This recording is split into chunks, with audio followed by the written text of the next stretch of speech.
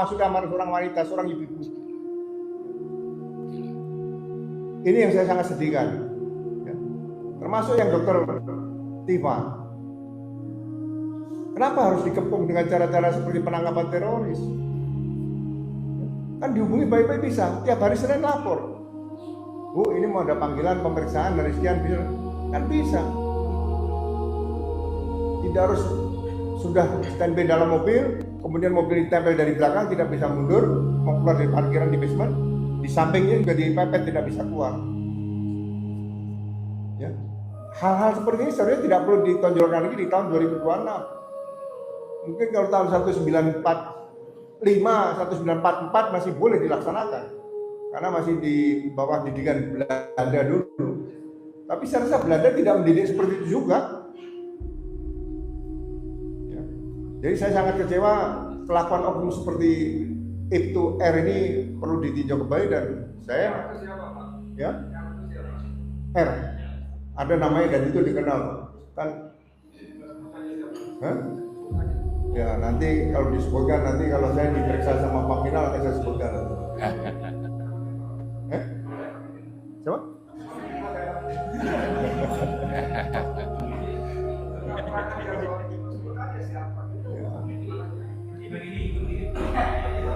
Jadi adalah semua udah tahu kan, dia Kanit yang mimpin ke penangkapan Roy Suryo itu. Berarti ada berita acaranya ya. Jadi hal-hal seperti ini saya rasa masyarakat perlu tahu, ya kan. Nah, saya tutup gini.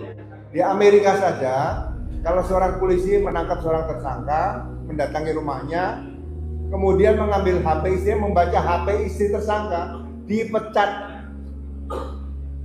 Ya, supaya kapok yang lain tidak berbuat seperti itu lagi, tidak boleh sewenang-wenang seperti itu. Ya, ini tangan saja.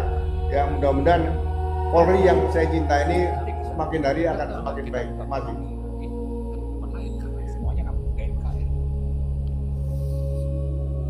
Baik, terima kasih Pak Bro. Menambah kelengkapan dari apa yang telah disampaikan oleh Pak Rusdeno yang kita ketahui mantan penyidik dan mantan Wakapolri tahu persis bagaimana prosedur yang harus dilakukan oleh para penyidik, proses penangkapan dan sebagainya. Dan ini terakhir dari Presidium GMKR, Pak Narko permintaan untuk menyampaikan sikapnya terhadap penangkapan Roy Suryo dan Tifa yang benar-benar menyakitkan hati kita semua. Silakan Pak.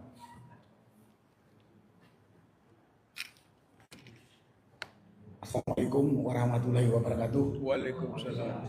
Teman-teman dari GMKR yang saya hormati, Bapak, Ibu, dan rekan-rekan media yang saya hormati, saya banggakan. Terima kasih saya diminta untuk berbicara. Tadi teman-teman dari GMKR sudah sangat lengkap menjelaskan secara prosedural, teknis dan teoritis berkaitan dengan penangkapan Roy Suryo dan Dr. Tifa. Cukup jelas. Saya mungkin akan menyampaikan hal yang sangat sederhana saja. Mudah-mudahan ini bisa memberikan informasi yang melengkapi kepada bapak-bapak, ibu-ibu, saudara-saudara sekalian sebangsa setanah air dari Sabang sampai Merauke. Yang pertama, saya langsung saja apa yang terakhir disampaikan oleh Komjen Pol Ugroseno. Bagaimana biadab, tak beradab, pengecutnya aparat bertindak terhadap warga negara yang belum jelas kesalahannya, yaitu Roy dan Tifa. Saya katakan ini pengecut dan biadab.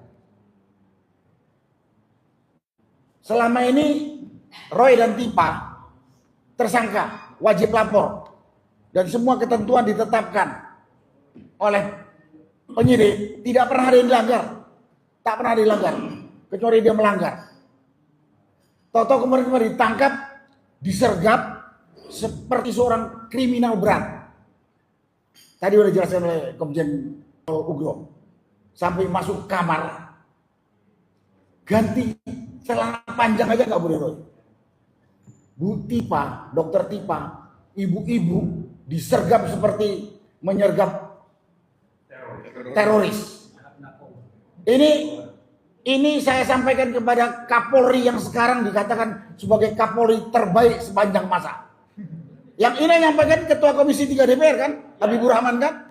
Nah, sekarang bagaimana pertanggungjawabannya Kapolri terhadap ada anak buahnya yang seperti ini? Itu dulu yang saya sampaikan. Karena hal seperti ini saya dulu pernah juga ditangkap polisi, dikepung dengan mungkin lebih 1 peleton terhadap seorang purnawirawan yang sudah nggak bersenjata, nggak apa-apa gitu. Saya geli juga ngeliatnya gitu, saya diam aja gitu. Tapi rupanya kali ini dilakukan lagi pada seorang ibu-ibu dan seorang warga negara yang sedang tidur gitu. Karena kebetulan saya ingat ini, kebetulan kemarin katanya Kapolri yang sekarang menjabat ini si Listio Sigit mendapat predikat dari Ketua Komisi 3 yang membidangi hukum di DPR RI sebagai Kapolri terbaik sepanjang masa. Nah ini mau sindiran mau apa terserah sama si Sigit itu yang dengarnya. Nah kemudian kita kembali kepada topik. Kita semua warga negara harus tahu Roy Tipa CS menggugat ijazah Jokowi karena hasil penelitian dia menyimpulkan 99,99% palsu. Berarti bangsa Indonesia yang hampir 300 juta ini sudah lebih 10 tahun ditipu oleh manusia yang namanya Jokowi. Ini prinsip. Mau jadi pemimpin kok menipu. Penipu itu tidak akan ada bisa memberikan kebaikan. Nah, kemudian gugatan ini belum dibuktikan oleh manusia yang namanya Jokowi. Ini ijazah gua. Belum. Kemudian karena kekuatan kelompoknya, kekuatan duitnya Jokowi balik gugat kepada Roy CS bahwa Roy CS ini telah mencemarkan dan memfitnah nama baik. Nah, nalar kita yang masih bisa berpikir ini aneh gak ini? Ini kan pemutar balikan. Konyolnya polisi nerima. Saya sampaikan ini kepada seluruh saudara-saudara sebangsa setanah air. Jangan main-main dengan ini. Kalau ini dibiarkan, nggak terlepas kita itu akan jadi korban atau saudara kita. Dari orang yang merasa kuat dan dari aparat yang khianat terhadap tugas pokoknya.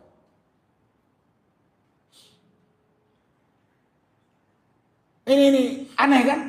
Orang menggugat, woi lu punya ijazah palsu. Dan ini orang yang dituduh oleh Roy ijazah palsu ini udah menipu bukan Roy doang. Roy itu sebetulnya mewakili kita. Menipu hampir 300 juta rakyat Indonesia. Tapi dengan kekuatan si Jokowi ini, tahu-tahu kemudian dia balik menggugat Roy. Dilaporkan kepada polisi, diterima oleh polisi, dan sekarangnya ditahan Roy CS. Itulah hukum di Indonesia. Ini saya sampaikan dengan keras tegas gini supaya kita bangsa Indonesia ini menyadari itulah hukum yang sekarang sedang berlaku di negeri kita. Mau kita biarkan? Nah, dari kasus-kasus ini saya bisa menyimpulkan beberapa hal.